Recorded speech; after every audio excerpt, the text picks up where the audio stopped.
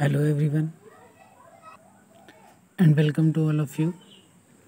आज हम देख रहे हैं केमिकल काइनेटिक्स का ज़ीरो ऑर्डर रिएक्शन।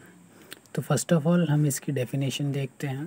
तो देखिए, when rate does not depends on the concentration of any of the reactant, it means जब रेट ऑफ रिएक्शन रिएक्टेंट की कंसंट्रेशन पे डिपेंड नहीं करता तो उसे हम ज़ीरो ऑर्डर रिएक्शन कह लेते हैं।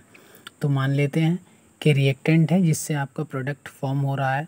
तो रेट लॉ से आप लिख सकते हैं कि rate is directly proportional with concentration of reactant. क्योंकि ज़ीरो ऑर्डर रिएक्शन है इसलिए आपने यहाँ पे पावर ज़ीरो लगाई है, क्योंकि आप जानते हैं कि ऑर्डर वही होता है जो पावर लगी होती है। तो इसे इक्वल करने के लिए आपने एक कांस्टेंट लिया है, तो कांस्टेंट है के। क्योंकि ज़ीरो ऑर्डर रिएक्शन है इसलिए हमने के नोट कर लिया है। आगे देखिए, आप जानते हैं कि रेट आप लिखते हैं D R upon D T. R यहाँ पे रिएक्टेंट की कंसंट्रेशन को शो कर रहा है और यहाँ माइनस है, इसका मतलब इसकी कंसंट्रेशन डिक्रीज़ हो रही है। बाकी यही वैल्यू आपकी यहाँ रख दी है। इसे आप कुछ इस तरह से लिख सकते हैं, क्योंकि आप जानते हैं कि जो आर की पावर ज़ीरो लगी हुई है, किसी की पावर अगर ज़ीरो होती है तो उसकी वैल्यू वन हो जाती है। तो यहाँ पर आपने उसकी वैल्यू वन रख दी है तो यहाँ पर के ज़ीरो ही रह गया। तो इस इक्वेशन को आप कहते हैं डिफरेंशियल रेट इक्वेशन।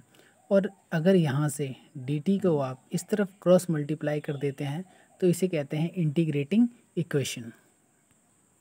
तो अब आप इसका इंटीग्रेशन करेंगे, ये आपका इंटीग्रेशन का साइन है। अब मैथ वाले बच्चों को इंटीग्रेशन और डिफरेंशिएशन अच्छी तरह आता होगा, जो बायो के हैं उन्हें यहाँ थोड़ा लर्न करना पड़ेगा। तो देखिए, ये इंटीग्रेशन का सिंबल है जो आपने लगाया है, ये वैल्यू थी आपकी। क्योंकि यहाँ पर जो के नॉट है ये कांस्टेंट है तो इसका इंटीग्रेशन नहीं होगा। इट मीन्स जो कांस्टेंट वैल्यू होती है आप उसका इंटीग्रेशन नहीं करते हैं, तो आपने इसे यहाँ से बाहर कर लिया है। तो आप बस डी आर और डी टी का इंटीग्रेशन करेंगे। तो जब आप डी आर का इंटीग्रेशन करते हैं आपको केवल आर मिलेगा और डी टी का टी आएगा, और साथ में इंटीग्रेशन कांस्टेंट आता है जिसे आपने आई मान लिया है। तो आई क्या है? इंटीग्रेशन कांस्टेंट है। It can be calculated initial concentration at initial concentration, यानी आप आई की वैल्यू अगर निकालेंगे तो ये इनिशियल कंसंट्रेशन पे ही निकलेगी। तो पहले हम आई फाइंड आउट कर लेते हैं। तो आप जानते हैं कि ये आर कंसंट्रेशन है, तो रिएक्शन जब आपने स्टार्ट की थी तो कंसंट्रेशन क्या थी? आर नॉट, और टाइम कितना था? ज़ीरो था। ये वैल्यू अगर आप यहाँ पुट करते हैं तो आपको इसे सॉल्व करने पर I is equal minus R naught मिलेगा। इस इक्वेशन को आपने बी मान लिया है। ये वैल्यू आई की आप इक्वेशन ए में पुट करेंगे तब आपको कुछ इस तरह की वैल्यू मिलेगी। तो आप देख रहे हैं कि इक्वेशन ए और बी से आप ये लिख सकते हैं minus R is equal K naught T minus R naught. इसे हम इस तरह से कन्वर्ट कर सकते हैं। इसे समय इक्वेशन सी दिया है और यहीं से आपने के नॉट टी को एक तरफ कर लिया है और कंसंट्रेशन एक साथ ले आए हैं, तो इस इक्वेशन को आपने दिया है इक्वेशन नंबर डी। अगर यहाँ से आप इक्वेशन नंबर सी से अगर आप कंसंट्रेशन और टाइम में ग्राफ प्लॉट करते हैं तो ग्राफ आपको कुछ इस तरह से मिलता है। एक तरफ आपने ली है यहाँ कंसंट्रेशन और ये है आपका टाइम। तो देखिए, यहाँ पर टाइम, यहाँ पर जो आर है इसकी वैल्यू मैक्सिमम है, क्योंकि रिएक्शन आपकी जब शुरू हुई थी तो आपने जो रिएक्टेंट लिया था उसी वक्त उसकी कंसंट्रेशन मैक्सिमम हो सकती है। तो यहाँ पर जो आर नॉट है ये इंटरसेप्ट को प्रेजेंट करता है, और ये जो स्लोप मिला है आपको ये आपके के को प्रेजेंट यानी रेट कांस्टेंट को प्रेजेंट कर रहा है। यहाँ पर सॉरी के नॉट होगा, यहाँ पर आप लेंगे के नॉट। तो जब रिएक्शन स्टार्ट हुई है आपका रिएक्टेंट मैक्सिमम है, और जैसे जैसे टाइम बढ़ रहा है, टाइम इंक्रीज़ हो रहा है, रिएक्टेंट क्या है? ये आपका डिक्रीज़ हो रहा है। अब देखिए, बाय इक्वेशन डी आप क्या कर सकते हैं? यहाँ से इस इक्वेशन से अगर आपको के नॉट की वैल्यू निकालनी है तो टी को आप क्रॉस मल्टीप्लाई कर देंगे तो आपका कुछ इक्वेशन इस तरह से मिलेगी। इस इक्वेशन को आपने दे दिया है इक्वेशन नंबर ई। यह आपकी रिएक्शन थी कि आपने रिएक्टेंट से प्रोडक्ट बना रहे थे। तो मान लिया है कि एट टाइम 0 रिएक्टेंट की कंसंट्रेशन ए है, प्रोडक्ट क्या होगा 0, और टाइम टी पर रिएक्टेंट के जो एक्स मॉलिक्यूल हैं वो प्रोडक्ट में कन्वर्ट हो रहे हैं। तो रिएक्टेंट की कंसंट्रेशन आप कैसे निकालेंगे, जो इनिशियल कंसंट्रेशन थी उसमें से ये एक्स माइनस कर देंगे तो ये है। तो अब आप जानते हैं जो आपने पीछे इक्वेशन ई देखी है, इक्वेशन ई में जो आर नॉट है वो इनिशियल कंसंट्रेशन है और यहाँ इनिशियल कंसंट्रेशन क्या है ए। तो आर नॉट की वैल्यू क्या है ए, और जो आप आर कैलकुलेट करेंगे जो कि टी टाइम पर कैलकुलेशन है, तो टी टाइम पर ये टी टाइम पर कंसंट्रेशन है सॉरी, तो टी टाइम पर कंसंट्रेशन आर को आप क्या मान लेंगे ए माइनस एक्स। तो इस इक्वेशन में जब आपकी जो ये इक्वेशन थी इसमें आप वैल्यू रखेंगे तो ए माइनस एक्स करना पड़ेगा आपको। तो इसे हम पहले ही सॉल्व कर लेते हैं कि ए माइनस एक्स है, तो जब आप इसे सॉल्व करेंगे आपका एक्स आएगा। ये वैल्यू आप आर नॉट माइनस आर की जगह पे पुट कर देंगे तो आपकी वैल्यू आएगी के not is equal x upon T. यहाँ से एक्स की वैल्यू आप निकाल सकते हैं के नॉट टी। तो यहाँ से आप देख सकते हैं कि जो के नॉट है ये तो कांस्टेंट है, तो एक्स डायरेक्टली प्रोपोर्शनल किसके है टी के है।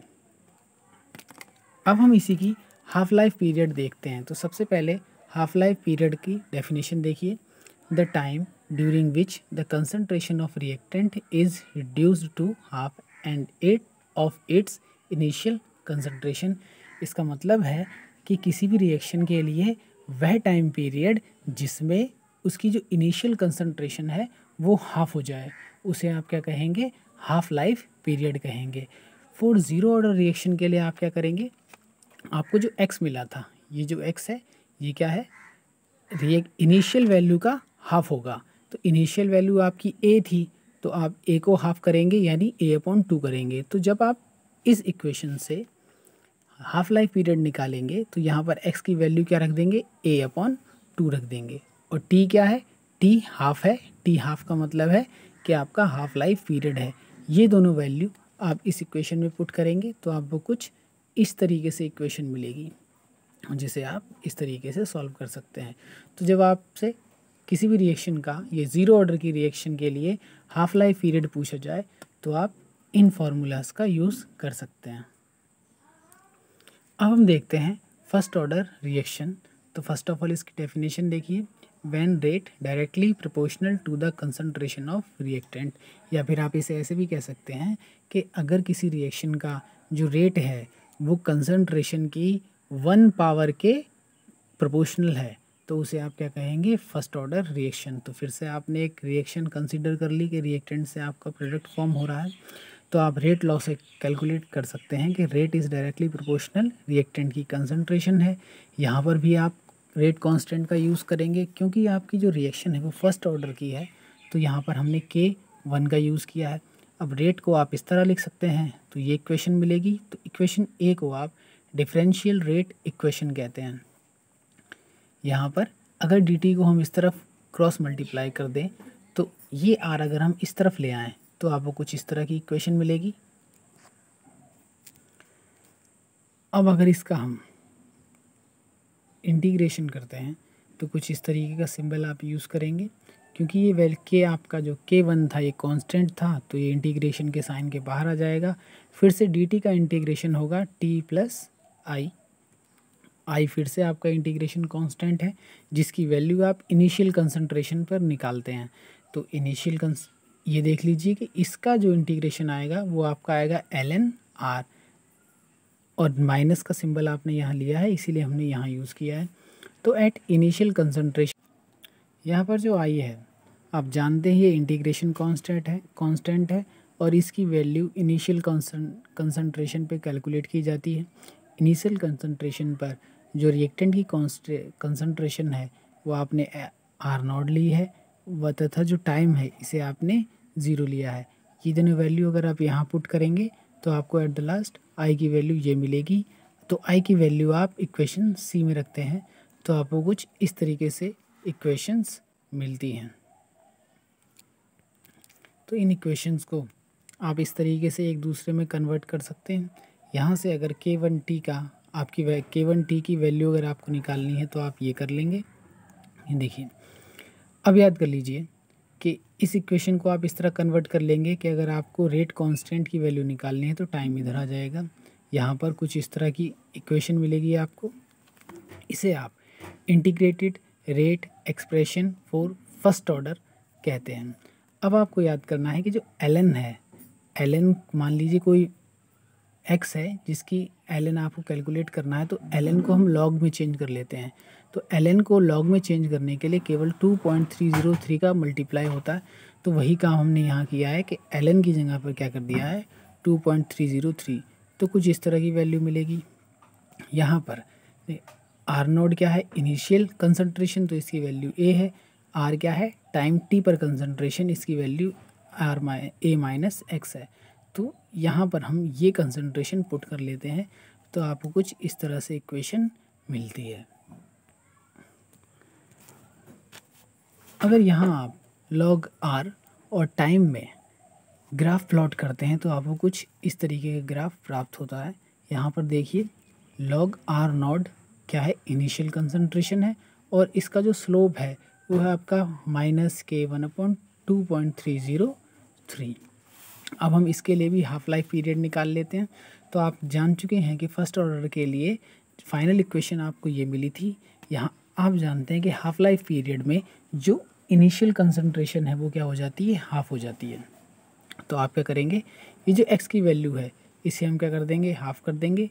और क्योंकि हाफ लाइफ पीरियड है तो हाफ लाइफ पीरियड का जो टाइम है उसे टी हाफ से प्रेजेंट करते हैं। ये दोनों वैल्यू अगर आप यहाँ पुट करेंगे तो इस तरीके से आप इसे सॉल्व करेंगे और एट द लास्ट आपको यहाँ log 2 मिलेगा। और आपको याद होना चाहिए कि log 2 की वैल्यू 0.03010 होती है। ये वैल्यू आप यहाँ पुट करके अगर इसे मल्टीप्लाई करते हैं तो आपको फाइनल वैल्यू मिलती है T half is equal 0.693/K1। इस तरीके से फर्स्ट ऑर्डर रिएक्शन के लिए हाफ लाइफ पीरियड आप कैलकुलेट कर सकते हैं।